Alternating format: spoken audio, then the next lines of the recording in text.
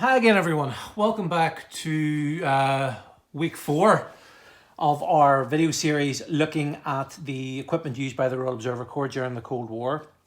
Last week we looked at the PDR M82F, and I said in the next video we were going to look at the training simulator used with this device. So that's what we're going to get out now, and it is called the Radiac simulator. So, simple grey box. I'll talk about this writing in a minute, but hold it up to the camera to get a nice view. So, made by Cambridge Instruments in the UK. Coax connector on the back. Simple controls at the front. Test reset button, pause button, exercise button, axial by 10 by 100. The reason for this little flap here, that was actually an extra that was devised by an observer. They found that sometimes during an exercise you had to pause the exercise. The EPROMs that this ran on only ran for a certain amount of time, so sometimes in certain exercises you would have to pause it, and they found that some people were accidentally resetting the unit. So they devised this: when it was screwed down you couldn't actually reset the unit, which was quite clever. As I said, inside it runs on something called an EPROM. I have one here out. And you can see this was used for a contact exercise, Belfast 55 post. And that's just the serial number, the exercise number. Contact was a very, very short one-day exercise that only ran for a couple of hours. But an EPROM, easiest way to describe an EPROM, it's basically the first iteration of an SD card. If you have an old games console, the data of the game is stored on an EPROM. So, runs on an EPROM. We've got a PCB in there as well, and then 4 C-cell batteries.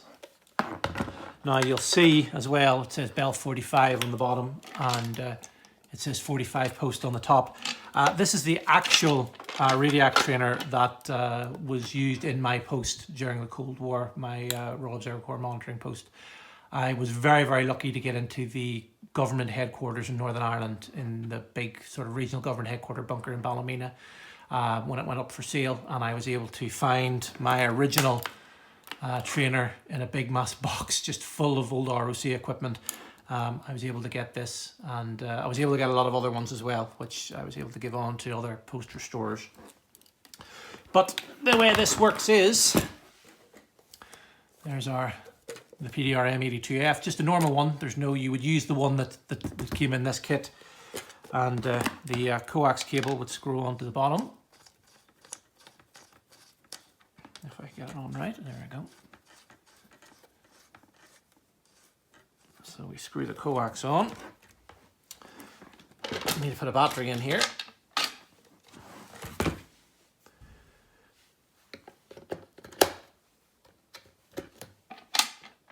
And then we need to turn this unit on.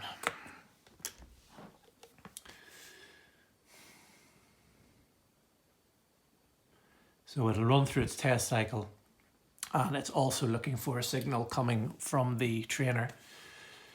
So the way I have the EPROM that's in it now is a special EPROM that was made by the guys restoring the group headquarters in Dundee. An ex-observer called David Shaw, or Boots would be his nickname. And he devised a way of actually putting an SD card.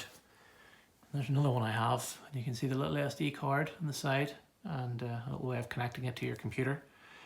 But has a little Arduino computer inside, and basically we're able to trick the Radiac trainer into thinking it has a real original EPROM inside it, and we can devise our own readings on it. So in reasonably soon it will start to give readings, and I use this on my open days to simulate how the device would have worked. But on an exercise, the observers would have come down into their posts, and similar to the old style FSM, the old style fixed survey meter trainer, the clockwork one that I showed you in the second video, they were given instructions when to turn this unit on, when to turn on the Radiac trainer, and somebody would have sat at the desk down inside the monitoring post and watched for the radiation readings, and all of those would have been reported back to group headquarters. and that was how they trained themselves. So that was ever a nuclear war, that's, you know, they knew exactly how to give all these radiation readings back. So again, obviously this is a real PDRM-82F. If I connected this to the probe, it would work exactly the same way. But this is mimicking the probe by sending pulses, electrical pulses, to the meter. And yeah, so it should in the next minute or so, or hopefully sooner, it will you'll start to see the an increase. But this is what I use on my open days to show the public, demonstrate to the public. I mean, you could obviously have a meter sitting on just saying 00 all the time, or you can make it a little more realistic and actually show them how the unit worked. But the Radiac simulators are very rare. In my time collecting, I think I've only seen 2 for sale on eBay. They do not come up very often for sale, mostly just because people don't tend to get spares. That's mostly when people sell them, is when they have 2 or 3 of them. Most people only have one of these and that's it. They don't have another one. I'll put that there for a minute. There we go. So we can see we've got rising. So a little arrow there that you saw meant that the radiation level was rising. Again, you can see the little triangle arrow pointing upwards, which means the radiation level is rising. So that's 2.7 centigrades, 3 centigrades.